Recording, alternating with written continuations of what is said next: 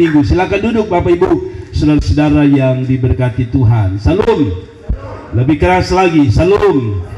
Bapak Ibu, saudara-saudara yang diberkati Tuhan, tadi sudah kita dengar kesaksian dari saudara-saudara kita. Jangan dirubah Jordan. Saudara-saudara kita yang telah ada tadi untuk kita dengar kesaksian dan dengar firman Tuhan. Dan hari ini saya ingin bicara tentang satu tema, saudara-saudara, orang-orang bermasalah yang berbahaya. Saya mau menyampaikan satu tema yang unik yang mungkin jarang kita dengar, yaitu tema tentang orang-orang bermasalah yang berbahaya.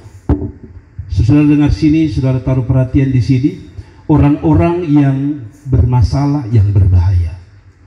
Orang-orang ini bukan hanya ada di lingkup luar gereja, tapi orang-orang ini bisa ada di lingkungan gereja. Orang-orang ini bukan orang-orang hanya ada orang-orang yang di pinggir jalan yang kita sebut sebagai orang bermasalah. Nah, orang bermasalah ini berbeda dengan orang yang punya masalah. Orang punya masalah itu semua orang. Tapi orang bermasalah itu sebagian dari orang yang punya masalah. Contoh, saudara pernah dengar ada orang yang nakalnya luar biasa, lalu saudara bilang, ini satu nih bikin onar saja. Nah, dia punya masalah seperti kita, tapi kita sebut orang itu orang bermasalah. Nah, orang bermasalah ini berbahaya. Bahaya bagi kita, berbahaya bagi orang lain, dan berbahaya tentu paling penting bagi Tuhan. Nah, mari kita baca Markus pasal yang kelima. Sesuai janji saya, kita akan berputar di Markus pasal yang kelima. Minggu yang lalu, 2 minggu yang lalu masih dimasuk Markus pasal 5. Dan kita masih di Markus pasal 5, hanya beda ayat. Di dalam ayat yang ke-1 sampai ayat yang ke-20. Mari kita perhatikan. Tema kita orang-orang bermasalah yang berbahaya. Siapa orang-orang bermasalah? Mari kita lihat, saudara. Markus pasal yang kelima. Lalu sampailah mereka di seberang danau di daerah orang Gerasa. Baru saja Yesus turun dari perahu, datanglah seorang kerasukan roh jahat dari pekuburan menemui dia. Perhatikan, menarik. Orang itu diam di sana dan tidak ada seorang pun lagi yang sanggup mengikatnya sekalipun dengan rantai. Menarik ayat 2. Ini orang jahat, ini orang dirasuki roh jahat, tapi mau datang cari Tuhan. Nah, saya bilang, ada orang-orang bermasalah. Kalau saudara lihat ini bermasalah, tidak orang jahat ini, bermasalah. Dia ganggu orang, dia bikin kacau, ya, dia di rantai pun dia tetap bikin kacau. Saudara lihat, mungkin kita bilang ini orang jahat, tapi ternyata orang bermasalah itu bisa saja kita orang gereja. Yang tadi dikatakan gini, ini dia orang dirasuki roh jahat, tapi dia bilang apa ayat yang kedua? Dia datang dari pekuburan menemui dia. Menemui siapa? Yesus. Saudara lihat, sejahat-jahatnya orang dia masih cari Tuhan. Kita katanya orang baik, kita katanya orang gereja, tapi tidak suka cari Tuhan. Berarti kita lebih berbahaya dari orang jahat ini. Mengerti ya? Jadi kita jangan judge orang WTS, orang pelacur itu lebih jahat dari kita. Kita lebih jahat dari orang. Ketika kita tidak suka cari Tuhan, ketika kita tidak suka datang pada Tuhan, kita orang berbahaya. Itu ada kata setuju, amin. Jadi jangan pernah menghakimi mereka yang di luar sana, itu sudah memang mereka jahat. Tapi lebih jahat kita, karena ini orang jahat, dirasuki roh jahat, tapi masih mau cari Tuhan. Berarti kalau Anda tidak mau cari Tuhan, Anda lebih jahat dari roh jahat. Makanya Anda lebih berbahaya sebenarnya daripada orang-orang yang katanya sudah berbahaya. Sudah mengerti ya? Saudara sudah ditangkap. Tapi mari kita bahas nanti sebentar. Karena sudah sering dibelenggu, terlalu jahat sampai sudah sering dibelenggu, dirantai, tapi rantainya diputuskan ya. Dan belenggunya dimusnahkan sehingga tidak ada seorang pun yang cukup kuat untuk menjinakkannya. Siang malam ia berkeliaran di pekuburan dan bukit-bukit sambil berteriak-teriak dan memukuli dirinya dengan batu. Saudara, terlalu jahat sampai di pun diri dia siksa. Ketika ia melihat Yesus dari jauh, berlarilah ia mendapatkannya lalu menyembahnya. Nah, tadi saya bilang, kadang-kadang kita pikir orang jahat itu ya itu yang mabuk di jalan, judi di jalan. Tapi saudara lihat, sejahat-jahatnya dirasuki roh jahat, Alkitab bilang dia datang, dia menyembah. Kita katanya anak Tuhan, orang baik, tapi sulit mau menyembah Tuhan. Bangun pagi kita dengan urusan kita, kita tidak suka menyembah. Tadi saya bilang kita lebih berbahaya daripada orang-orang ini. Waktu saudara tidak mau menyembah Allah, Anda orang yang berbahaya. Waktu Anda tidak mau cari Tuhan, Anda orang yang berbahaya. Saudara sudah lihat? Jadi kalau saudara lihat pelacur, lalu bilang, hei dia kasihan nih pelacur. Mungkin saudara anggap dia jahat. Tapi menurut Alkitab, sejahat-jahat dia bukannya datang pada Tuhan, dia nyembah Tuhan. Berarti ada banyak orang lebih jahat dari setan. Tidak mau menyembah Tuhan, tidak mau beribadah, tidak mau berdoa. Anda lebih jahat daripada sang penjahat. Jadi saudara, mari kita belajar bahwa ternyata kita lebih jahat kadang-kadang daripada sang penjahat. Waktu Anda tidak mau menyembah Tuhan. Yang parah ya, Saul dia sudah bilang, mari kita menyembah Tuhan. Jangan tutup mulut, bersuara menyembah Tuhan. Kita tambah kancing. Kalau dia mau, kenapa? Hai, ini setan kerja keras dia, tapi dia datang menyembah Tuhan. Ih, gila. Jadi kalau saudara tidak mau menyembah Tuhan, berarti saudara lebih dari Anda yang bilang, bukan saya yang bilang. Nah, itu juga dengan keras dia berteriak, apa urusanmu dengan aku, hai Yesus anak Allah yang maha tinggi, demi Allah jangan siksa aku. Nah, sudahlah, kita baca terus, selalu lompat saja. Nah, ada dua kelompok manusia yang saya sebut orang jahat. Pertama, ini orang jahat. Menurut ayat 9 itu dia diidap oleh satu roh jahat atau banyak roh jahat yang disebut dengan legion. Nanti kita akan tahu apa itu legion. Karena itu Anda yang sedang hamil jangan bilang, baik, sunya ada di Alkitab, jadi nanti anak pertama lahir legion. Legion itu roh jahat, jadi yang kasih nama legion. Nah sudahlah, tapi saya mau kita lompat saja supaya saya cepat. Saya mau kita lompat saja pada ayat selanjutnya.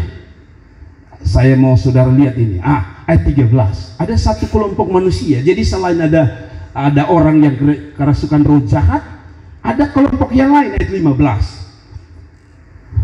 Maka larilah penjaga-penjaga babi itu dan menceritakan hal itu di kota dan kampung-kampung sekitarnya. Lalu keluarlah orang untuk melihat apa yang terjadi. Jadi maksudnya gini, waktu setan ini keluar, setan bilang gini, jangan kasih kami keluarlah, kami ke babi. Mungkin itu yang membuat si babi enak, karena ada banyak setan di situ. Tapi bukan, maksud saya adalah, jadi penjaga babi ini lihat orang ini disembuhkan, tapi roh jahat itu pindah keluar ke babi. Jadi ada orang kedua, yaitu para gembala. Orang ketiga, ayat 15, mereka datang kepada Yesus melihat orang kerasukan itu duduk sudah berpakaian dan sudah waras. Orang yang tadi kerasukan legion itu, maka takutlah mereka. Saya sengaja bawa saudara untuk lihat ini. Ayat 16, orang-orang yang telah melihat sendiri hal itu, lihat sendiri, menceritakan kepada mereka tentang apa yang telah terjadi atas orang yang kerasukan roh setan itu dan tentang babi itu. Lalu mereka, perhatikan, mendesak Yesus supaya meninggalkan daerah mereka. Berarti ini penduduk. Jadi ada tiga tipe manusia di situ. Satu, orang yang dirasuki roh jahat. Kedua, para gembala. Dan yang ketiga adalah siapa? Penduduk. Saya tanya saudara, dari mereka semua, saya sudah jelaskan ya, siapa yang paling jahat? Kalau secara fisik, maksudnya kalau kita lihat ada orang gila di situ, ada gembala di situ, ada gembala domba, sudah gila, sudah dirasuki roh jahat. Lalu ada penduduk yang baik-baik, yang kalau ketemu orang shalom gitu. Kira-kira kalau di pandangan kita mana yang paling jahat? Kalau kita harus jujur, yang paling jahat adalah orang yang dirasuki roh jahat. Tapi ketika saya pelajari pagi ini, ternyata penduduk juga jahat, lebih jahat dari orang yang terikat roh jahat. Lalu para gembala juga jahat. Mereka lebih jahat dari orang yang dirasuki roh jahat. Nah, apa maksudnya? Begini, saudara-saudara, hati-hati ketika kita berpikir kita orang baik, padahal di mata Tuhan kita jahat. Itu yang paling saya takuti dalam hidup ini. Hati-hati kita berpikir kita orang baik, padahal di mata Tuhan kita orang jahat. Saudara baca Matius pasal 7 ayat 21 sampai 23, dia bilang apa? Pada hari terakhir orang akan datang, aku yang berbuat, aku yang berdoa, aku yang buat mujizat. Tapi Tuhan bilang, aku tidak kenal engkau pembuat kejahatan. Saudara lihat, Orang berdoa salah? Tidak. Orang berbuat salah? Tidak. Orang buat mujizat salah atas nama Tuhan? Tidak. Tapi yang membuat mereka jahat ketika mereka tidak melakukan apa yang diperintahkan Tuhan. Jadi dengar baik-baik. Jangan berpikir Anda lebih baik ketika Anda duduk hari Minggu di gereja. Lalu kita sama-sama melayani, lalu kita pikir kita lebih baik dari orang lain. Periksa baik-baik hati kita. Kadang-kadang kita lebih jahat dari orang-orang di luar sana. Satu contoh tadi saya sudah bilang, ketika engkau tidak suka menyembah, malas nyembah, malas ibadah, Anda lebih jahat dari orang jahat. Dan mari kita lihat, selama ini sejak saya belajar tentang Alkitab, yang saya tahu yang jahat itu yang diikat legion. Tapi tadi pagi Tuhan bicara, Jer, semua bisa menjadi penjahat, termasuk yang melayani Tuhan bisa jadi penjahat. Ternyata orang yang kita anggap baik, orang yang dianggap luar biasa baik, bisa disebut penjahat. Nah, mari kita lihat. Saya punya pertanyaan untuk saudara. Menurut Anda siapa yang jahat tadi? Dan Anda jawab, orang yang dirasuki roh jahat. Betul, dan saya setuju. Saya punya pertanyaan. Kalau saudara tahu jawabannya, yang sudah tahu, nanti jangan jawab ya. Ini saya tanya untuk mereka yang baru pertama kali dengar khotbah saya. Jadi ada seorang dokter, ahli penyakit jiwa, orang gila, dokternya orang gila. Satu waktu dia punya orang-orang gila yang duduk seperti saudara, dikumpul seperti saudara, duduk persis begini, lihat saya begitu, persis. Lalu dokter bilang begini, siapa yang sudah sembuh? Semua angkat tangan. Dokter pikir, namanya orang gila ya, walaupun dia gila, dia bilang dia baik. Jadi dokter bilang begini, saya uji, kalau saudara sudah sembuh, maka saudara pasti tahu jawabannya. Bayang, anggap saja kita ini semua agak sedikit-sedikit ya, karena menurut saudara jangan ketawa. Menurut survei, manusia itu ada punya sekian persen gila. Anda tidak percaya? Kok terbukti saja Anda sudah bilang gitu, ketika Anda dan saya marah, Anda selalu bilang gila, lu belum lihat pun gila. Nah, itu membuktikan bahwa kita ada potensi gila. Satu. Kedua, kadang-kadang kita melakukan satu di luar apa yang disebut dengan orang gila. Orang gila itu pernah rasa takut tidak? Tidak. Waktu waktu mertua bilang, stop, saya tidak lihat lu pembiji mata, besok lu datang lagi, itu orang gila namanya. Hanya orang gila yang berani tabrak model-model begitu. Tapi katanya kita punya sekian persen ada potensi gilanya. Makanya kadang-kadang kita bingung-bingung kan, taruh kunci, taruh kacamata di kepala, tanya anak-anak, kacamata mana? Cari semua. Itu ada di atas kepala mama. Ya baru kita tahu bahwa kita ada potensi bingung-bingung alias gila. Nah sekarang saya anggap lagi kita semua nih, kalau saya tanya saudara, saudara gila? Tidak Bapak, ada potensi tapi tidak Bapak. Saya setuju. Tapi kalau saudara memang tidak gila, jawab pertanyaan dokter ini. Saudara pernah ke pastori? Di belakang saya ada bak mandi besar. Betul ya? Yang sudah pernah dapat ini pertanyaan jangan jawab ya. Saya mau tanya yang betul-betul bilang tidak gila. Lalu dokter ini bilang begini, itu ada bak mandi di belakang. Pak Jiri punya bak mandi, itu besar. Tolong kuras. Dia bilang sama orang gila. Nah, kalau saudara juga tidak gila, pasti saudara juga tahu jawaban. Kalau saudara tidak tahu, saudara gila juga. Jadi begini, ketika dia suruh, dia menyediakan tiga benda. Satu ember, dua gayung, tiga gelas aqua. Kuras kasih keluar. Siapa yang bisa kasih keluar dengan cara orang baik, bukan orang gila, maka dia orang yang tidak gila. Saya tanya saudara, dari tiga benda ini, mana yang Anda pakai supaya cepat dia keluar? Mana yang Anda pakai?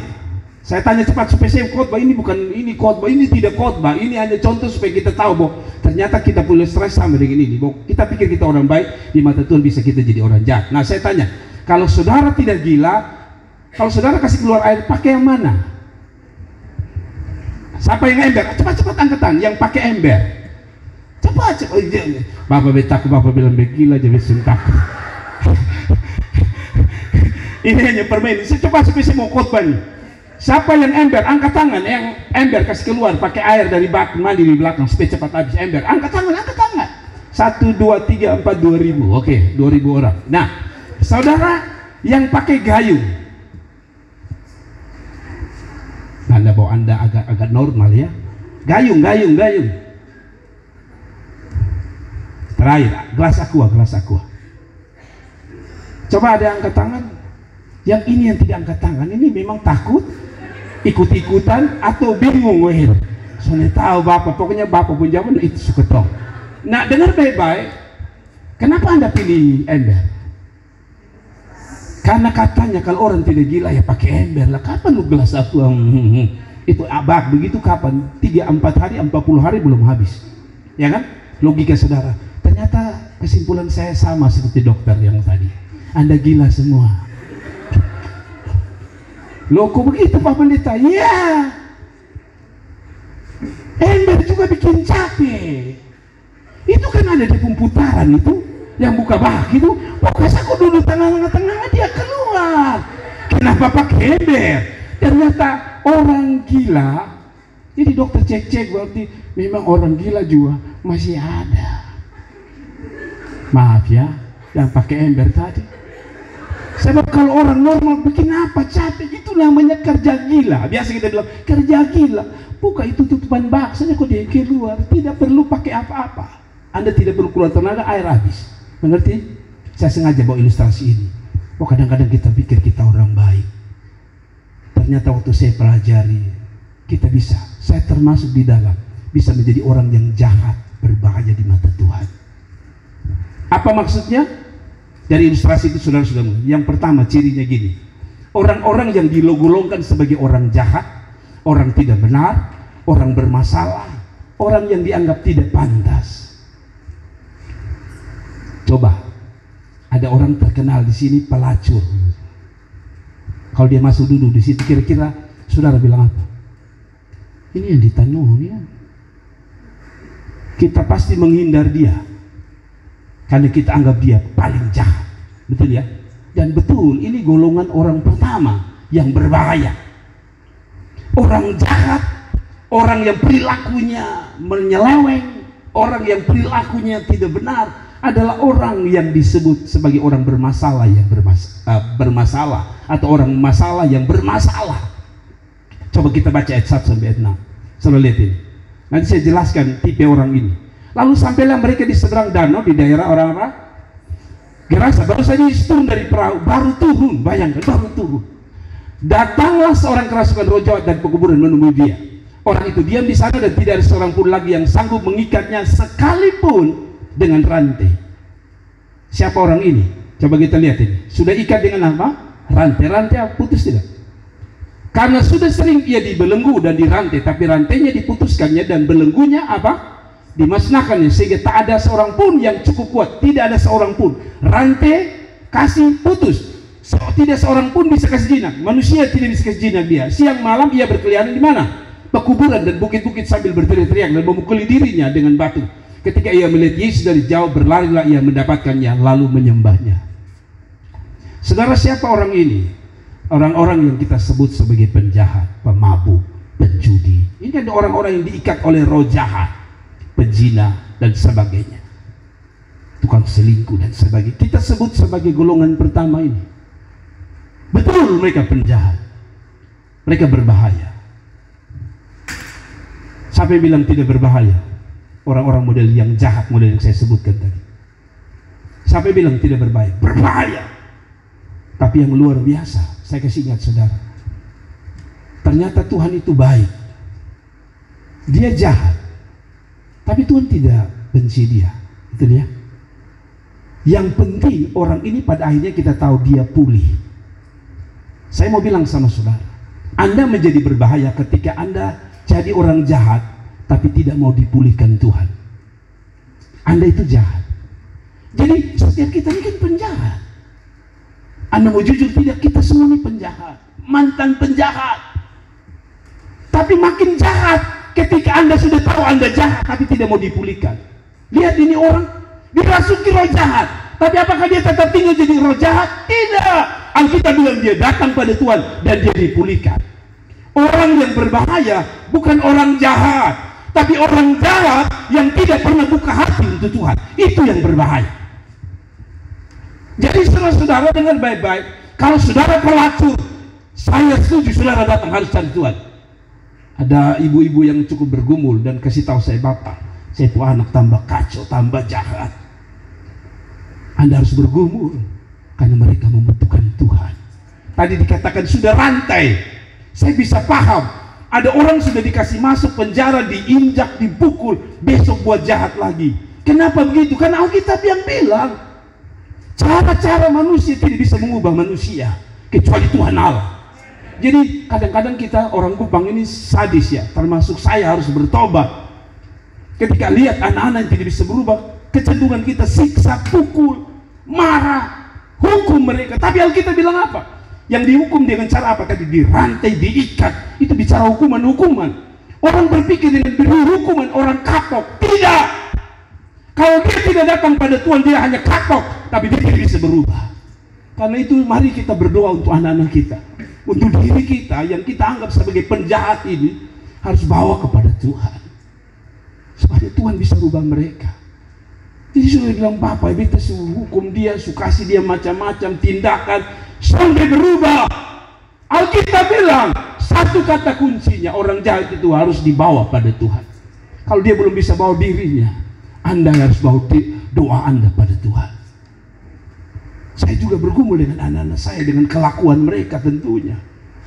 Mereka bisa jadi seperti roh jahat ini. Dan mereka juga seperti roh jahat ini tidak bisa pulihkan. Mereka kan pengen ubah, tapi mereka tidak bisa berubah. Saya harus dibuka Tuhan pagi ini, Tuhan ampuni saya. Kadang-kadang kita paksa untuk kita ubah orang dan akhirnya kita stres. Manusia satu kita omong-omong dia tidak bisa bertobat, tidak bisa berubah, tidak bisa. Kecuali orang itu dibawa pada Tuhan. Kalau ada suami, ada istri, ada anak-anak, jangan tolak mereka, tapi bawa pada Tuhan. Saya mau bawa saudara bahwa ternyata roh jahat adalah orang-orang tadi. Jadi kalau ketika saudara ajak orang datang beribadah, mereka marah, mereka bilang so suci, mereka anggap kita tidak benar, no problem, karena ini juga sama. Tapi kelak, walaupun dia diikat roh jahat, akhirnya dia datang pada Tuhan. Yakinlah bahwa anakmu yang sedang diikat roh jahat dalam tanda kutip, begitu jahatnya, yakinlah ketika engkau bawa di dalam doa, satu waktu seperti orang ini, Tuhan turun, dia datang pada Tuhan. Mengerti ya sampai sini? Ada banyak kita stres karena kita pikir kita yang akan bisa ubah orang. Bapak minta doa, tumpang tangan, tumpang kaki juga tidak bisa berubah. Tidak bisa. Saya heran, sampai-sampai orang bilang begini, di Indonesia ini kalau mau hilangkan tukang perkosa orang, sederhana kebiri. Baca dalam kitab. Lu mau kebiri ke apakah dasar jahat? Maaf, kita kebiri dia masih punya tangan untuk melakukan pelecehan seksual. Kalau begitu sederhana, jawabannya satu, hanya Tuhan yang mampu mengubah seseorang. Maksud saya begini, dari pelajaran pertama ini kita belajar untuk tidak gampang menghakimi orang. Saya jujur di gereja ini, saya yang paling tahu persoalan-persoalan yang dialami oleh jemaat. Ada orang-orang yang mungkin panggilannya adalah yang disebut sampah masyarakat. Saya bicara apa adanya. Misalnya orang-orang yang berlatar belakang menjual diri. Ketika mereka muncul di gereja, apa pandangan kita? Jahat, najis. Tapi kita lihat, orang-orang ini bukan orang berbahaya, sekalipun mereka berbahaya secara manusia. Misalnya pelacur, karena dia akan mengganggu rumah tangga. Tetapi kita lebih berbahaya dari pelacur. Kenapa? Karena tadi dia bilang, walaupun dia diikat roh jahat, masih ada kerinduan cari Tuhan. Lu yang katanya suci, kudus, benar, tapi hatimu tak ada sedikit pun rindu cari Tuhan, Anda lebih jahat daripada orang jahat. Mengerti sampai sini? Saya mau kita terbuka dengan orang-orang dari luar. Kalau ada pelacur di sini, lihat dia seperti Tuhan melihat dia. Tidak ada kata setuju. Kadang-kadang gereja terlalu anggap kita kudus sampai orang-orang tidak kudus pun kita anggap sebagai orang kudus. Bayangkan kalau dia masih di kota roh jahat, Tuhan bilang gini, jangan, saya tidak mau orang jahat datang kepada saya. Maka orang ini tidak pernah pulih. Saya dirubah pola pikir saya pagi hari ini, bahwa siapapun berhak datang cari Tuhan. Siapapun berhak, yang penting satu kata, jahat yang mau dipulihkan Tuhan. Jadi kalau ada orang jahat, tidak apa-apa, biarkan dia masuk. Kita beri penghormatan kepada dia. Kenapa? Tuhan saya kasih penghormatan. Dan yang paling luar biasa, orang yang nomor satu cari Tuhan, orang jahat.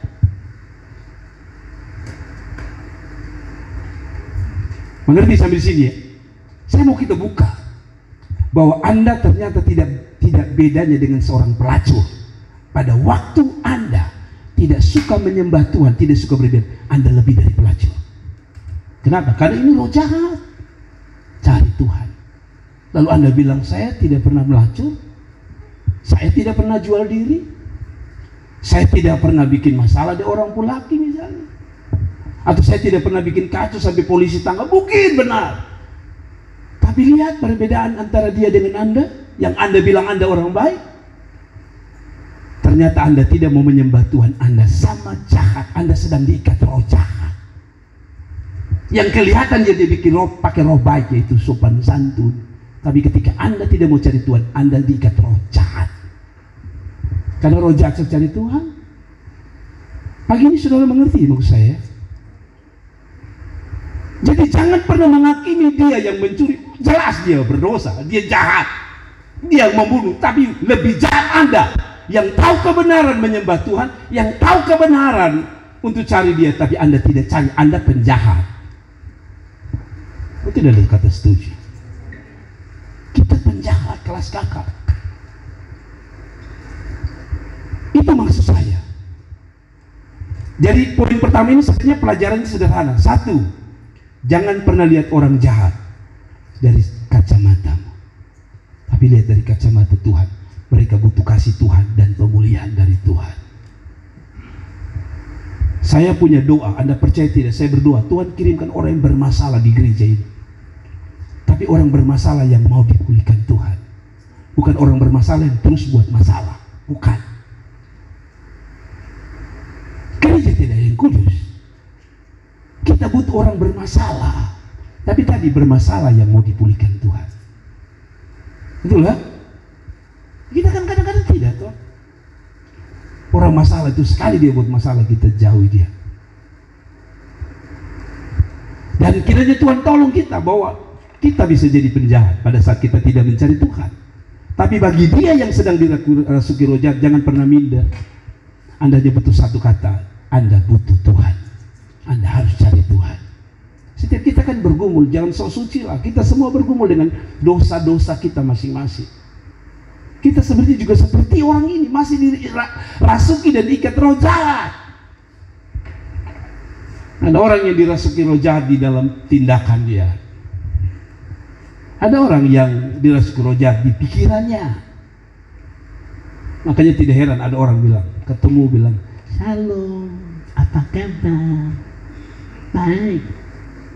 Tapi dia kembali belakang, setan. Jujur itu apa adanya. Setuju? Saudara, mari kita lihat ayatnya tadi. Saya lupa dulu sebelum masuk ke poin 2. Saudara lihat ini ayatnya bagus kan. Ketika melihat Yesus dari jauh, berlarilah medang. Dari jauh Yesus berlari. Saya minta maaf ya. Kadang-kadang kita sudah terlambat datang di gereja. Turun dari motor, terlambat. Tapi rasanya kita melangkah itu seolah-olah masuk ke gereja itu beban berat. Dia bilang apa? Ketika melihat Yesus, berlarilah. Kita ini kalau bisa dapat yang ya jam-jam terakhir, mau dekat-dekat doa berkat baru kita sampai di gereja. Dia tidak. Lihat Yesus dari jauh, berlarilah dia. Apakah kita bangun pagi setiap hari Minggu punya rasa begitu? Tidak. Kalau kita mau jujur, hari Minggu itu mungkin karena Senin sampai Sabtu kita kerja sampai malam capek, sehingga Minggu itu merupakan waktu kita beristirahat, sehingga rasa mau bangun kayak berat sekali. Saya mau bilang, Anda ada roh jahat. Sama roh jahat saja lihat langsung berlari. Kita tidak, kalau bisa lebih lambat lagi. Pas buru-buru belum khotbah baca. Pas buru-buru ini masih penyembahan. Pas buru-buru ini, baik khotbah lama. Ada amin. Kenapa sunyi senyap malam kudus? Yang kedua, orang jahat itu atau orang-orang bermasalah punya tipe yang kedua adalah orang-orang yang hatinya keras seperti batu. Sebenarnya ayat 78. Ini orang-orang berbahaya, hati keras ini. Dan dengan keras ia berteriak, apa urusanmu dengan aku? Hai Yesus, anak Allah yang maha tinggi, demi Allah, jangan siksa aku. Karena sebelumnya Yesus mengatakan kepadanya, hai engkau roh jahat, keluar dari orang ini. Lihat tipe kedua. Mungkin saudara orang baik, saudara tidak bikin masalah di sana, saudara tidak pernah masuk penjara, saudara tidak masuk dalam daftar pencarian orang, yaitu DPO. Tapi tipe kedua, adakah kita seperti ini? Dia bilang, ini satu kekurangan dia. Tadi dia datang, kelebihan dia datang cari Tuhan, dengar Tuhan, berlari, tapi ada kekurangannya. Kekurangannya apa? Dia bilang begini, walaupun dia datang pada Tuhan, tapi dia bilang begini, Tuhan, apa urusanmu dengan aku? Ini orang berbahaya kedua. Orang yang kelihatannya datang pada Tuhan, tapi ketika dia dikoreksi oleh firman Tuhan, selalu berkata, apa urusanmu dengan aku? Jangan urus saya.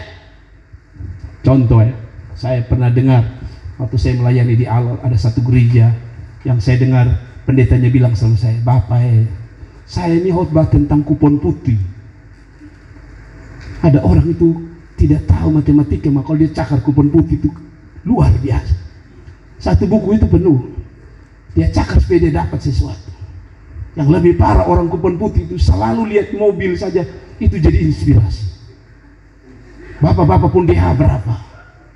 Apalagi kalau dia mimpi ketemu pendeta jadi adil, Bapak nomor plat dia berapa? Saya pikir dia mau tanda supaya kalau saya bayar pajak dia sudah, Bapak saya bayar. Ternyata dia mau pakai musik kupon putih, itu kurang ajar sekali. Tapi mari lihat ini, yang lucu itu pendeta bilang gini, Bapak saya khotbah tentang jangan pakai kupon putih atau gunakan kupon putih alias judi. Lalu dia bilang begini, dia berdiri di gereja waktu Bapak tua khotbah, dia berdiri lalu dia bilang begini,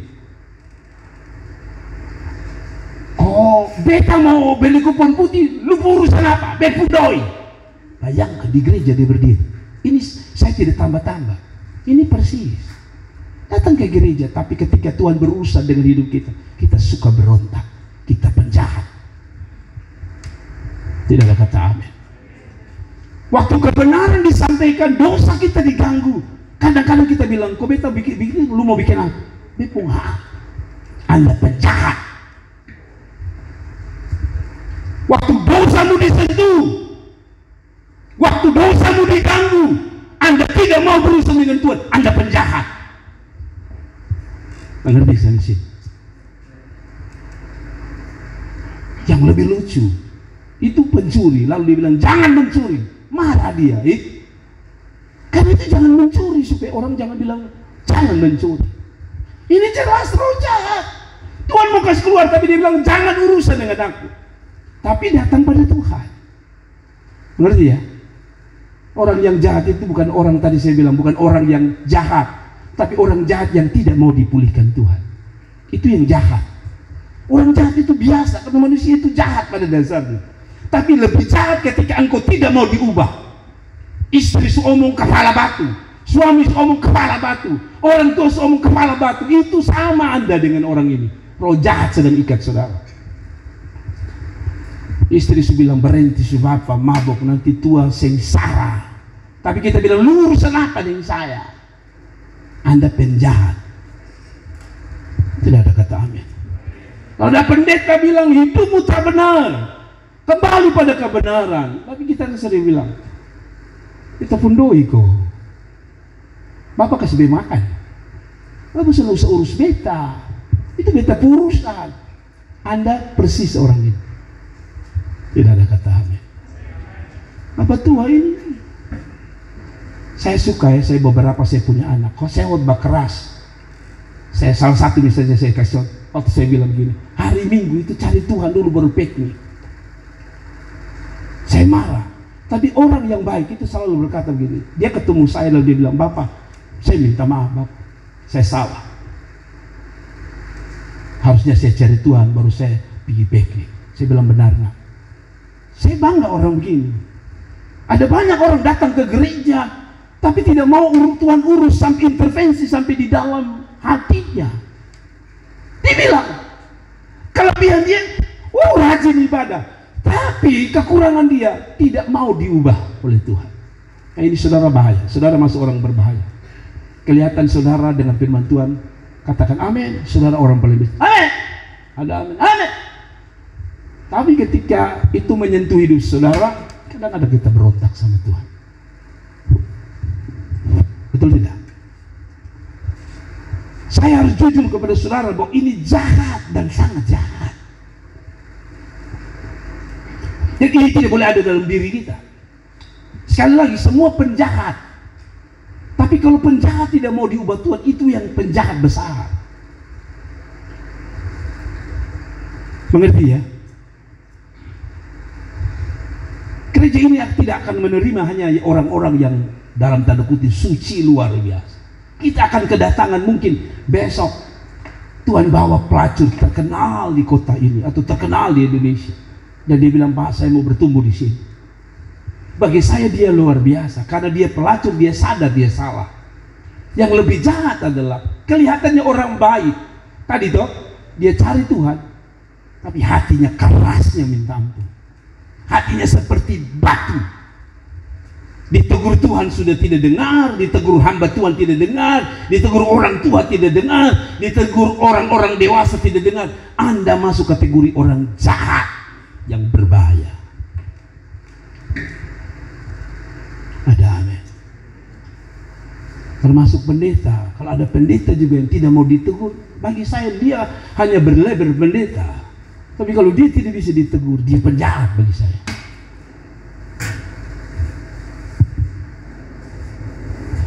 Ada amin. Kan ada pendeta yang mampu hanya tegur jemaat, tapi ketika dia ditegur, tersinggung, lari, tinggalkan organisasi gereja. Bagi saya penjahat. Setiap orang punya kejahatan. Tapi orang yang tidak mau ada urusan dengan Tuhan, penjahat. Ya kan begitu. Lihat Tuhan, lari, kelihatannya rohani sekali. Lihat Tuhan nyembah. Tapi waktu khotbah hantam dosanya, apa urusanmu dengan aku? Jangan urus aku lah Tuhan. Betul ya? Coba saya baca itu aja. Dan dengan keras, ketambah keras lagi, berteriak, apa urusanmu dengan aku? Haji Yesus anak Allah yang tinggi. Demi Allah jangan siksa aku. Saya pernah khotbah di satu kebaktian pemakaman. Saya hantam keras, sangat keras. Saya lihat ada seorang bapak sutua, saya dalam hati kesian, ini sutua semua mati ini, buka hati sedikitlah dengan Tuhan. Duduk tidak tenang, saya khotbah makin keras, tidak tenang, lihat ribut, cerita besar selama saya khotbah. Lalu ketika saya khotbah makin keras, dia teriak, tapi saya tahu dia teriak itu marah. Saya tanya, ada amin? Dia berarti, amin! Saya takut. Karena saya sudah dia pun gelagat dari tadi. Dia pun amin itu bukan amin kemarahan. Itu yang persis ini. Kelihatannya bilang amin, tapi hatinya tidak ada punya keterbukaan dengan firman Allah. Mengerti maksud saya? Sudah lihat, kita bisa di orang baik yang disebut jahat oleh Tuhan.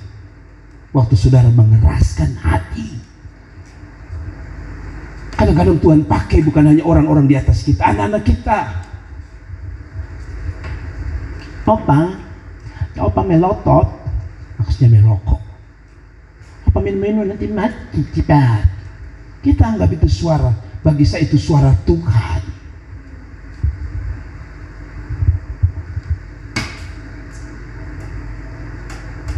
Tapi kadang-kadang kita anggap, anak kecil lu dia, kita kasih makan selu. Anda jahatnya luar biasa.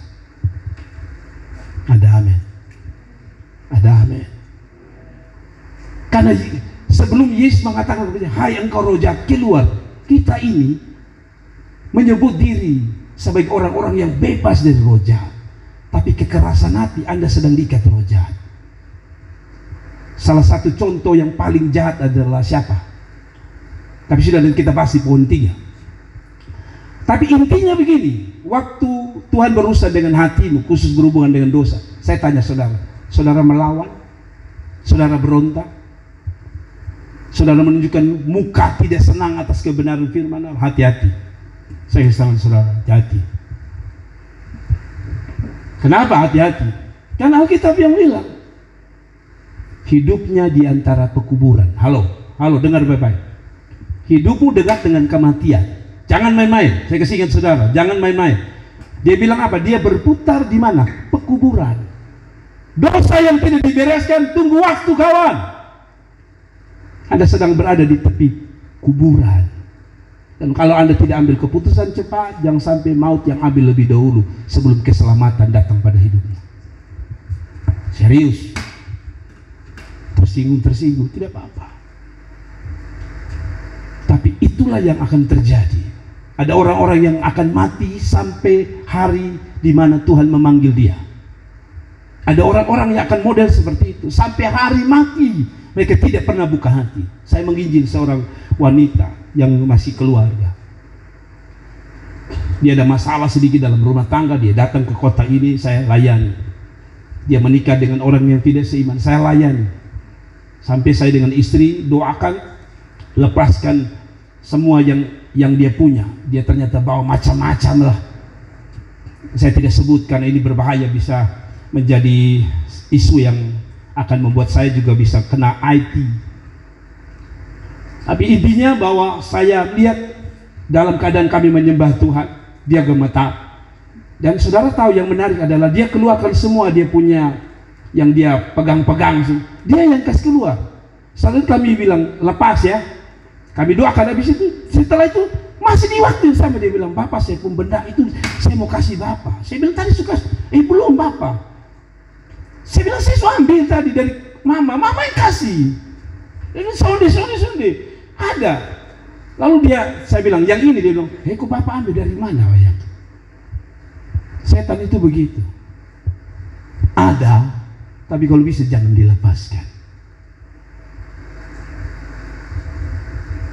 Supaya kita punya roh jahat masing-masing. Tadi saya bilang ada roh jahat, malas ibadah, malas cari Tuhan. Ada orang diikat dengan roh tersinggung. Kita punya roh jahat.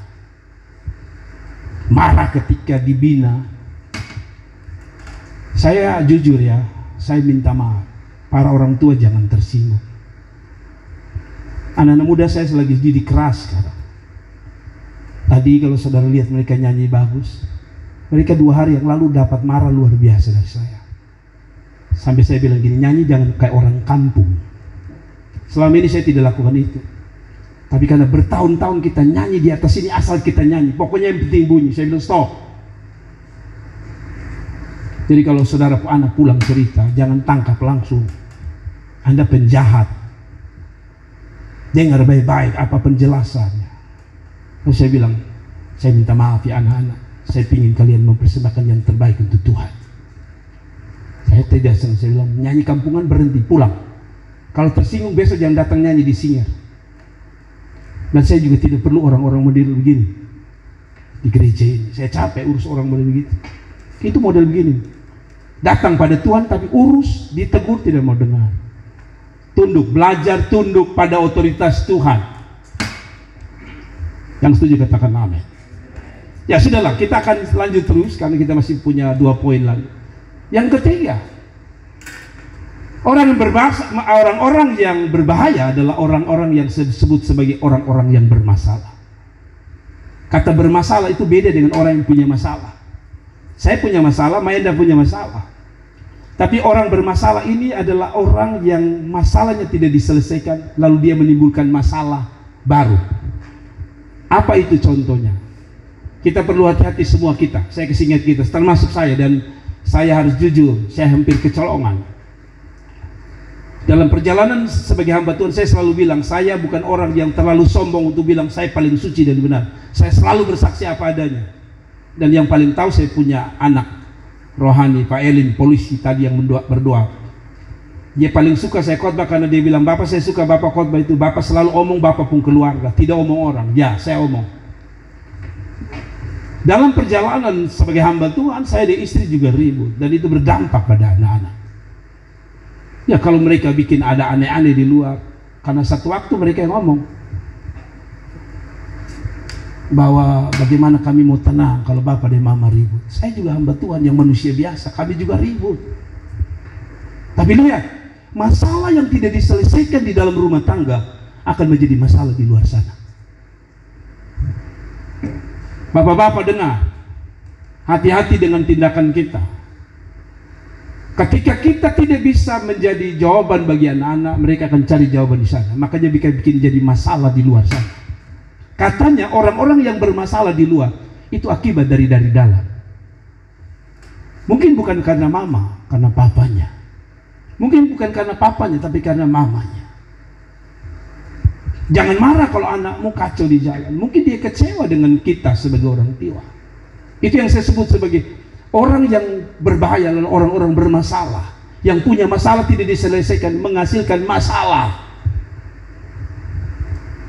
Mengerti ya? Selalu bisa bedakan ya, orang punya masalah dengan orang-orang bermasalah. Dan ini terjadi. Mari kita lihat ayat 9 sampai 13. Perhatikan ayat 9 sampai 13. Saya sengaja buka saudara agak lama supaya saudara mengerti. Kemudian bertanya kepada orang itu, siapa namamu? Namanya siapa? Legion. Namaku Legion karena kami banyak. Ia memohon dengan sangat supaya Yesus jangan mengusir roh jahat keluar darah itu. Adalah di sana apa?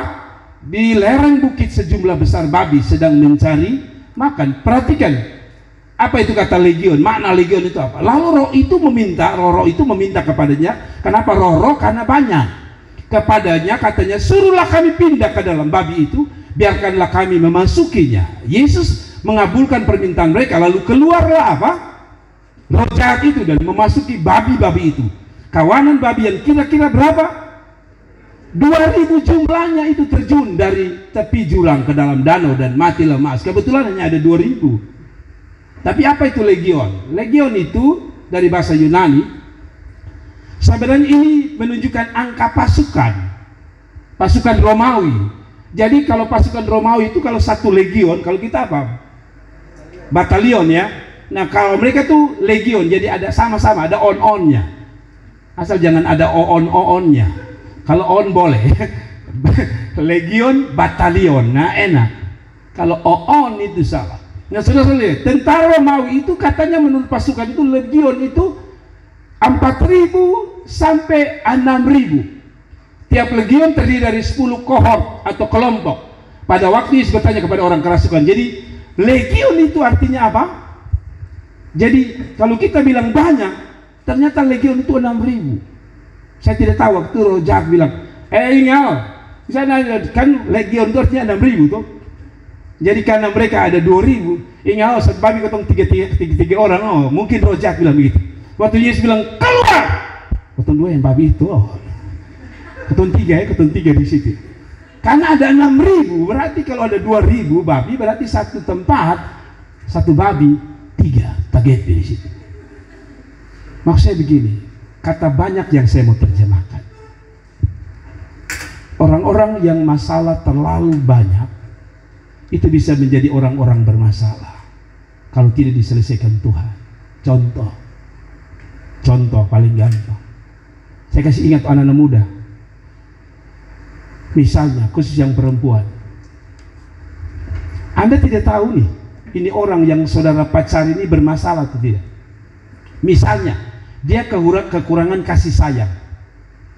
Misalnya dia dari keluarga kekurangan kasih sayang. Berarti dia kan orang satu nakal. 2, dia pasti cari apa yang disebut dengan kedamaian dalam tanda. Betul? Yang dia cari tentu sasaran dong. Dia tidak akan bisa lawan orang tuanya. Dia akan cari Anda. Lebih gampang begini.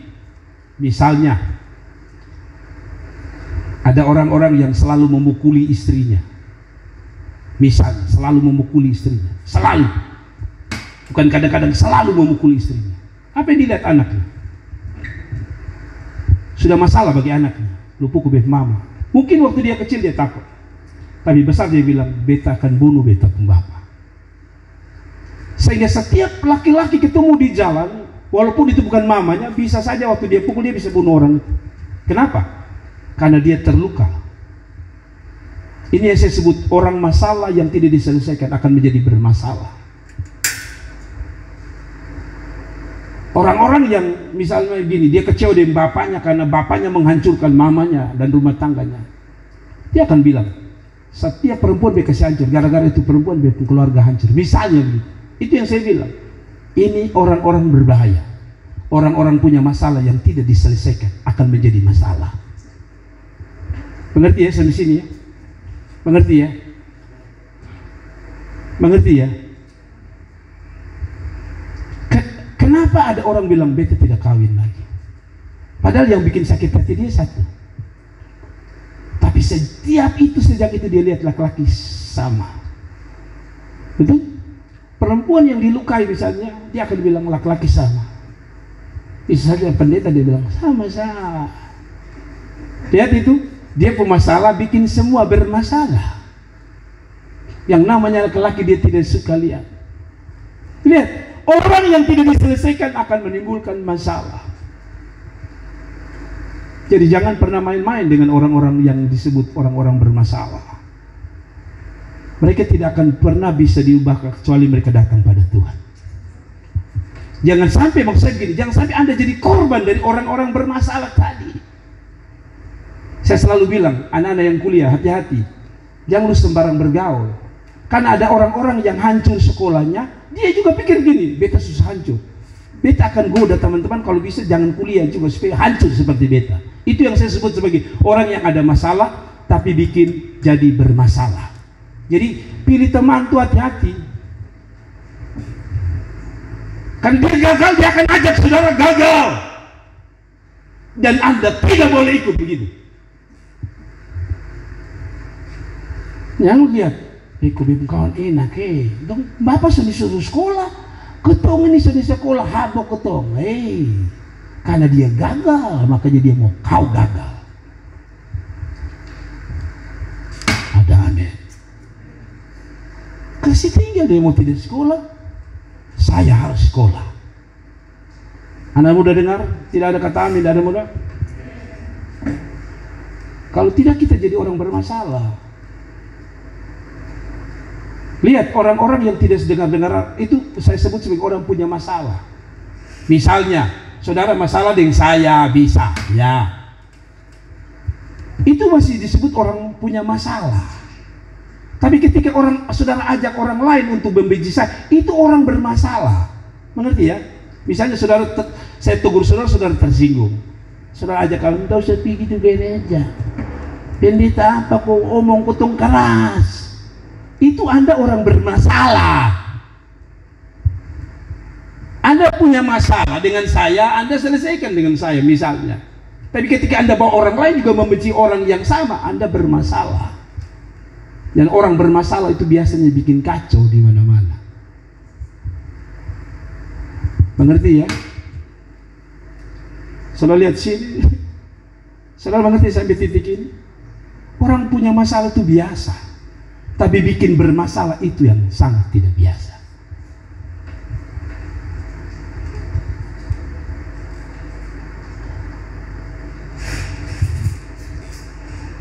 Saya selalu bilang, masalah itu biasa, tapi jangan bikin jadi orang bermasalah.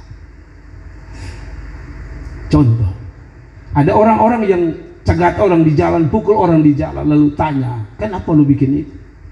Kita stres. Itu saya bilang, lu punya masalah tapi jangan bikin masalah orang lain dong. Contoh, saudara dan saya ini kadang-kadang kalau marah, mungkin ribut dengan istri, kadang-kadang saya juga termasuk. Saya sudah marah, saya tidak bisa bikin apa-apa, saya suka bawa kendaraan kencang. Tapi bayangkan, Hanya gara-gara masalah dalam rumah tangga saya ekspresinya apa? Bawa kendaraan kuat-kuat. Tapi itu kan kita bermasalah. Bayangkan kalau saya tabrak orang, pasti dia mama bilang, Pak Tuhan Sudah lihat, orang bermasalah itu bikin masalah banyak.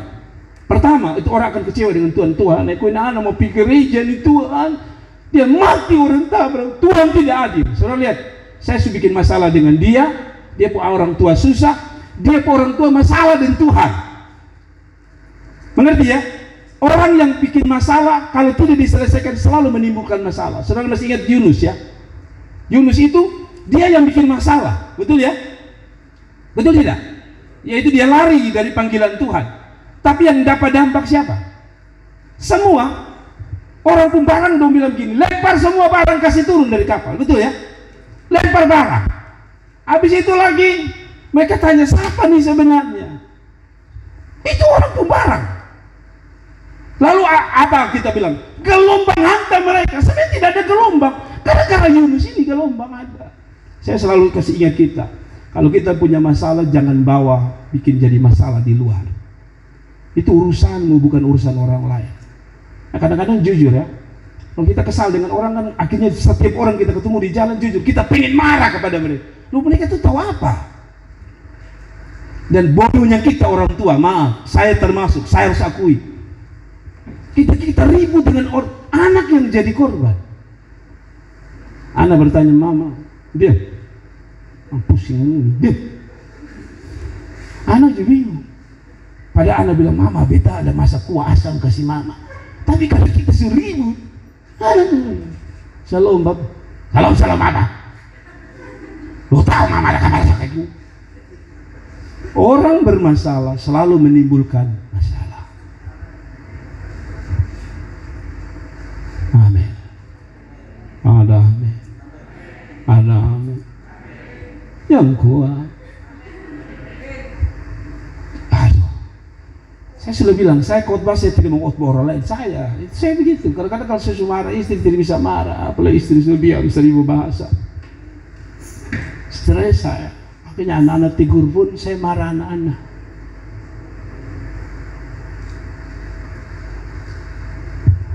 Dan anak semasak capek-capek, bapak makan, sana kan? Lihat, korbannya orang lain. Ini yang saya sebut orang punya masalah dan bermasalah. Hanya gembala sako, hanya gembala sako. Atau mama bilang persis bang, satu di samping. Ada amin. Setiap kita ini aduh Tuhan hati-hati, Tuhan tolong, kita saling doakan ya. Doa saya juga doa saudara. Karena banyak kali kita jadi bermasalah. Yang terakhir, lalu kita tutup dalam doa. Siapa yang paling berbahaya? Yang terakhir, orang yang paling berbahaya, orang yang tidak peduli dengan Tuhan. Sekalipun sudah mengalami pertolongan Tuhan, ini lebih jahat lagi. Tadi ada roh jahat, ada ini lebih jahat. Coba kita baca ayat 14. Tunggu sebentar. Saya khotbah ini karena habis ini saya tidak khotbah lagi sampai beberapa saat ya. Maka larilah penjaga-jaga babi itu dan menceritakan hal itu di kota dan di kampung-kampung sekitarnya. Betul ya? Lalu keluarlah orang untuk melihat apa yang terjadi. Mereka datang mereka melihat apa yang terjadi. Yaitu apa? Mujizat. Roh jahat keluar, orang yang jahat dipulihkan Tuhan. Lihat. Tapi apa sikap mereka? Berterima kasih kepada Tuhan? Tidak, ayat 17. Mereka datang kepada Yesus dan melihat orang kerasukan roh itu duduk, sudah berpakaian, sudah waras, sudah sehat. Orang tadi yang kerasukan region itu, maka takutlah mereka. Lalu ayat yang selanjutnya, orang yang telah melihat sendiri, ini saya suka dikata, lihat sendiri mujizat, pertolongan Tuhan, berkat Tuhan, dikasih pangkat, dikasih kedudukan, dikasih jabatan, lihat sendiri. Tapi lihat sikap mereka. Hal itu menceritakan kepada mereka tentang apa yang telah terjadi atas orang yang kerasukan setan itu dan tentang babi-babi itu. Lalu mereka mendesak Yesus supaya tinggalkan tempat ini. Lihat orang yang berbahaya, Orang yang alami Tuhan tapi bilang, Tuhan lu jangan di sini, beta suka lu, betanya suka lu punya mujizat, lu sampai perlu. Itu dia bahasa begitu. Saya tidak perlu sumber berkat, saya butuh berkat. Orang yang hanya cari berkat, dapat proyek, dapat berkat, dapat mobil, dapat pangkat, tapi tidak mau cinta Tuhan, Anda seperti orang ini. Anda jahat. Anda jahat. Kalau saudara alami kasih Tuhan, dikasih proyek, kasih berkat, Anda orang pertama yang harus mencintai Tuhan. Tapi lihat, lihat sendiri bilang, Yesus jangan di sini. Saya tidak butuh. Saya Allah berkata, kami hanya butuh lu pemujizat, tapi kami tidak butuh engkau. Dan begitu hari-hari ini, akhir zaman ini. Orang yang penting berdoa dapat berkat, Tuhan tidak. Dibuktikan dengan berdoa dapat kerja, ingat Tuhan. Tapi setelah dapat kerja, lupa Tuhan. Ini tipe manusia jahat. Mengerti? Jadi kalau saudara hanya cari berkat, lalu lupa sumber berkat, yaitu Tuhan Yesus yang memberi Anda berkat, Anda jahat, Anda berbahaya. Ada amin. Ada amin. Cari doa itu harus. Saya selalu bilang sini, saya pingin supaya ada jemaat saya yang kaya. Kalau bisa ada jemaat yang punya mobil 10, supaya kalau lebih satu nak bilang, Bapak itu ada 9 masih di rumah, 1 Bapak ambil. Tapi kalau dapat berkat, ingat dia yang kasih. Amin. Yang barang tambah laku, sudah bilang, Bapak aduh minta maaf, ketong harus buka toko terlalu laku, jadi minta maaf Bapak sayang, betul tidak bisa gereja. Buta huruf satu ini. Lihat sendiri, tapi tidak mau Tuhan. Lihat tahu banyak orang kalau mau dekat ujian nasional, semua datang gereja, pegang Alkitab, enggak, duduk paling tenang. Tuhan, aku mau lulus, Tuhan. Nanti habis lulus, hilang dari gereja. Ada amin. Belum dapat kerja, bilang, Mam Pendeta tolong doa. Kalau saya jadi jaksa, saya jadi jaksa yang takut Tuhan. Hari Minggu, pintu gereja belum buka, saya yang buka. Nah, jadi jaksa bilang, Bapak, woi, potong sidang di mana itu tidak bisa. Itu bodoh namanya. Lihat sendiri, tapi tolak Tuhan. Itu sama dengan ketong kawin suami istri. Saya bilang, Bapak, sayang Bapak kalau pas tanggal muda sama Bapak. Tanggal tua ketong pisah tanpa tidur tahu. Itu sama. Kalau Bapak bawa amplop gaji di tanggal-tanggal muda, senyum dengan Bapak. Saya bilang, Bapak sayang. Dan mulai tanggal tua nih, Bapak mau makan, kosongnya malenggang situ, fareh. Itu persis dengan kita dengan Tuhan. Siapa yang alami kasih Tuhan? Hai, saya tidak suruh bilang amin, angkat tangan. Siapa yang alami kasih Tuhan banyak di dalam hidup? Saya mau bilang, kalau dapat alami, Tuhan itu harus ada di hati. Jangan sampai lupa Tuhan. Kau tarik nafas itu dari Tuhan. Kalau tidak percaya, kau pergi rumah sakit. Ada orang tarik nafas yang tanya, kenapa ini? Supaya Bu, tinggal tunggu waktu saja. Anda kan masih bernapas, tapi bernapas saja suruh memuji Tuhan, malas ya minta ampun. Saya selalu bilang, orang yang lupa Tuhan itu sekali-sekali biar saya berdoa supaya Tuhan lupa, kasih dia napas pagi. Pas saudara mati bilang, kenapa Tuhan ambil saya punya nyawa? Aduh minta maaf, jam 6 sampai jam 7 saya lupa kasih lu napas. Kita Tuhan tidak. Saudara pernah berdoa minta napas? Coba semua ini harus diminta, maka kita sumati lama. Ya kan? Sibuk-sibuk cari doi lupa. Kalau kita HP ini kan tidak pernah lupa, ya kan? Pulsa habis langsung cek. Apalagi kalau kita lagi chat luar biasa. Cepat cas. Kalau bisa dia jangan mati. Terhubung terus dengan listrik. Tapi kita dengan Tuhan bisa lupa. Nah, coba bayangkan hidupmu seperti HP yang lupa cas dengan Tuhan. Lalu Tuhan bilang saya dikasih napas. Padahal napas sudah tinggal 2%. Aduh lupa cas terus bisa lah. Kalau 2% sudah naik lagi. Ya, Anda tidak percaya 2% tidak naik lagi. Coba lihat orang-orang yang sesak napas di rumah sakit, yang sudah 2%. Ngomong juga Bapak, itu 2%. Coba saudara kasih naik dia 80%, tidak bisa lagi. Saya sudah lihat kalau orang, jadi kalau saudara sakit model begini, hati-hati, saya kasih ingat. Orang kalau dia tidur saja, lalu dia ngorok, orang sakit dia ngorok juga toh. Tapi kalau kasih bangun dia masih bangun. Kenapa? Dia masih begitu, itu tanda dia pun napas 80 sampai 100%. Tapi kalau dia ngorok, kalau sudah bilang bapak itu terus saya tanya, itu 2% kawan. Jadi kalau Anda sudah di titik itu, ingat Tuhan, cepat-cepat Tuhan ampuni saya, Tuhan ampun, ini semua mati ini Tuhan. Saya kasih serius, karena saya pengalaman 2 orang. Apalagi kalau dia sudah agak bunyi-bunyi sedikit, kayak angin badai. Itu saudara tahu. Walaupun Tuhan pendeta mulai gini, Tuhan buat mujizat dalam nama Yesus. 2% kawan. Sadarlah, bertobatlah. Amin. Saya selalu bilang, napas itu mahal saudara, itu oksigen itu tinggi begini. Anda pernah bawa tangki kemana-mana? Napas itu. Belum bawa tangki saja kita mau masuk gereja beratnya minta ampun. Mungkin saya berdoa supaya bawa tangki dulu dalam hidup.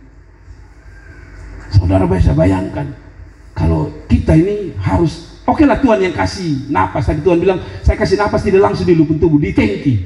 Anda bisa bayangkan mau pergi sekolah, mau gendong tas, kok gendong ini botol.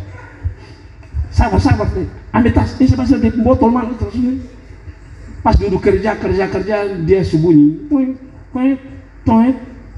Tit. Maksudnya itu monitor kok sebunyi. Tit. Kalau di film-film begitu ya. Tit.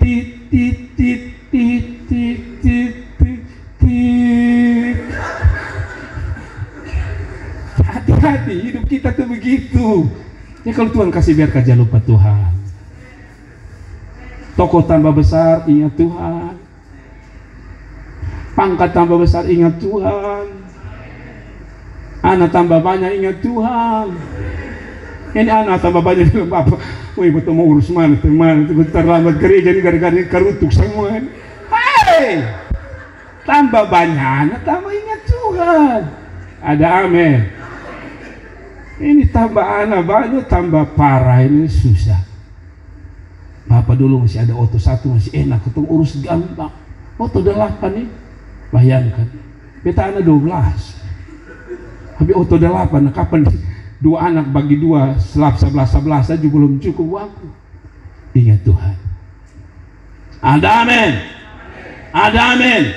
Dapat proyek, ingat Tuhan. Yesus lihat sendiri dan biji mata.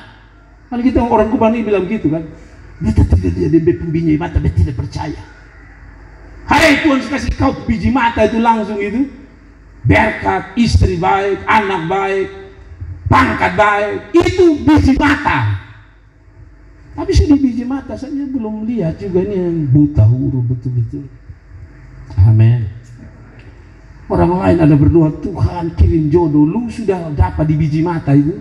Yang tiap malam tidur dari lu itu. Harusnya engkau orang yang tidak boleh lupa Tuhan. Yang jomblo juga begitu. Kalau sudah apa juga jangan lupa Tuhan. Dulu masih jomblo ini hari 2 puasa, besok 2 puasa, 2 puasa sampai dia kurus. Tapi habis dia kenapa laki gembrot karena dia pikir sudah selesai dengan Tuhan. Buta huruf.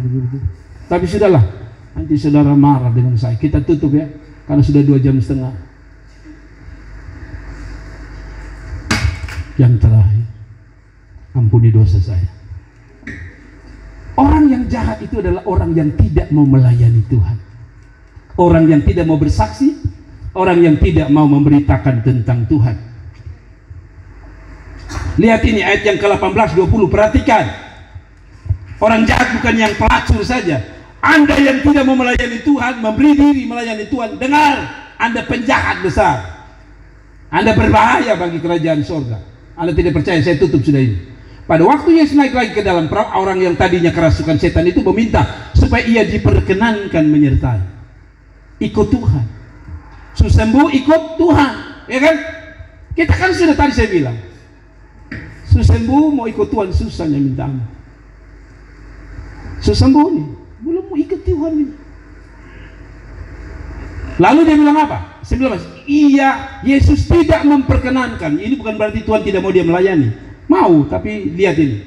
Tetapi ia berkata kepada orang itu, pulang ke rumahmu, kepada orang sekampungmu, beritahukan kepada mereka segala sesuatu yang telah diperbuat oleh Tuhan atasmu dan bagaimana ia telah mengasihani engkau.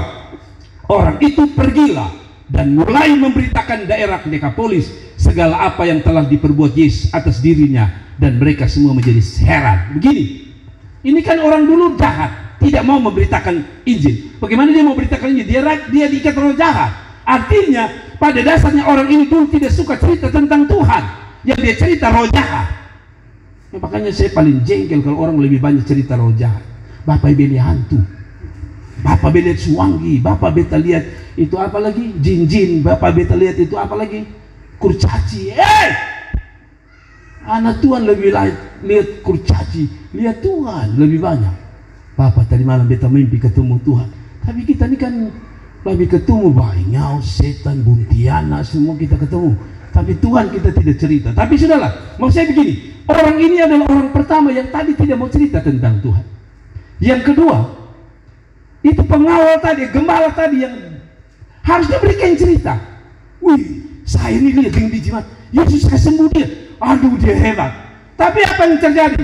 Bukan hanya mereka tidak mau iri, mereka bilang Yesus pergi. Orang yang kelihatan dalam gereja tapi hatimu tak ada sedikit pun hati mau melayani Tuhan, Anda jahat. Loh, bagaimana jahat? Kok saya tidak mau melayani, kan urusan saya. Saudara lihat ini ya, ayat firman Tuhan. Matius 10:32-33 bilang begini. Saudara lihat ini. Setiap orang yang mengakui aku, perhatikan saudara. Setiap orang yang mengakui aku di depan manusia, betul ya? Aku juga akan mengakuinya di depan Bapakku.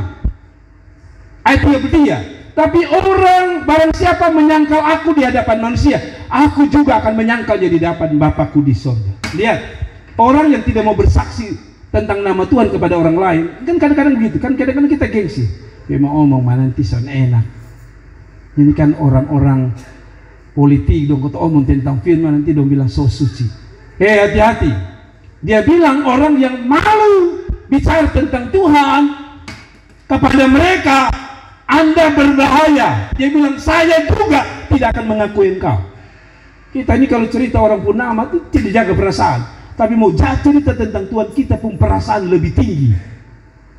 Kita kalau cerita si A jelas, walaupun datanya tidak jelas, tapi seolah-olah jelas. Tapi tentang Tuhan yang jelas, yang telah memberkati kita, menolong kita, kita tidak takut dia minta ampun. Ada amin. Cerita dia pun cerita tinggi paling jago. Beritahu saja. Beta ini. Cerita tinggi. Adalah kosong luar biasa. Tapi kalau cerita tentang Tuhan selalu bawa perasaan. Betul? Kita semua kadang-kadang begitu. Takut nanti dia bilang apa? Takut dia bilang apa? Tapi orang ini berbahaya. Kenapa berbahaya? Ini ayat terakhir, lalu saudara lihat. Anda tidak percaya Anda berbahaya ketika Anda tidak melayani Tuhan ini. Paulus yang ngomong. 1 Korintus 9 ayat 16. Karena jika aku memberitakan Injil, aku tidak mempunyai alasan untuk memegahkan diri. Sebab itu adalah apa? Keharusan. Kenapa saya sebut berbahaya? Coba baca itu. Celakalah aku jika aku tidak memberitakan Injil. Saudara lihat, Anda ini orang berbahaya. Celakalah aku. Kenapa Tuhan bilang celaka? Kan saya tidak mau melayani, kan saya punya hak. Tapi dia bilang celaka. Saya pikir-pikir begini, Tuhan, yang penting kan dia bertobat, dia mau cerita tentang kau, tidak ada urusan. Tapi kenapa engkau sebut celaka? Yang omong ini firman Tuhan. Kalau celaka itu artinya bahaya tidak? Bahaya. Nah pertanyaan saya, logika saya, kenapa disebut celaka? Waktu Anda tidak mau melayani Tuhan, contoh, ini kita mau KKR, saya bilang kepada jemaat, ayo, bawa undangan, undang mereka, Anda sudah melayani Tuhan. Kalau Anda tidak mau, tidak apa-apa. Tapi dia bilang, celakalah aku jika tidak memberitakan Injil. Mengapa celaka? Saya tanya saudara, membunuh itu berbahaya tidak? Membunuh itu berbahaya tidak? Membunuh itu berbahaya tidak? Kalau saudara baca, saya lupa kasih tahu, Yeskiel 33, dia bilang begini, Yeskiel 33 ayat 1 sampai ayat 3 kalau tidak salah, saudara pulang baca. Dia bilang begini, kalau ada pedang datang, lalu mau menghukum orang itu, mau menghunus, mau membunuh dia, kalau engkau tahu ada pedang datang, mau membunuh orang itu, tegur dia, ada pedang yang mau membunuh kamu. Tapi, kalau engkau tegur dia, maka jiwamu, nyawamu, tidak bertanggung jawab atas orang itu. Tapi kalau kamu memberitakan bahwa pedang datang, engkau bebas dari tuntutan jiwa orang itu. Itu Mazmur Yesaya 33. Artinya begini, waktu Anda tidak memberitakan Injil, orang ini kan akan ke neraka. Orang ini akan terhina. Anda tidak bunuh dia, tapi dengan Anda tidak melayani dia, sampaikan tentang Tuhan, Anda jahat, Anda pembunuh, dan Anda orang berbahaya. Paham sampai di sini? Paham sampai di sini? Jadi kalau ada KKR, ajak temannya. Apalagi sudah tahu bahwa mungkin itu anak, ya bermasalah, bawa dia pada Tuhan. Karena kalau dia mati, hati-hati, engkau orang pertama yang Tuhan minta. Bisa kasih tunjuk cepat-cepat Yeskiel 33 kita berdoa. Cepat sedikit. Saudara lihat baik-baik bahwa kalau saudara tidak percaya, mari baca ayat ini. Ini bahaya sekali, Yeskiel 33. Oh, Yeskiel. Bukan Yesaya, Yeskiel kalau tidak salah. Yeskiel dulu. Coba cepat kita mau selesai. Yeskiel 33. Saya tidak salah ingat Yeskiel 33, bukan Yesaya, Yeskiel 33. Cepat. Tuhan memberkati saudara, Tuhan pakai saudara. Kasih mati saja YouTube-nya, saya hanya mau baca ini.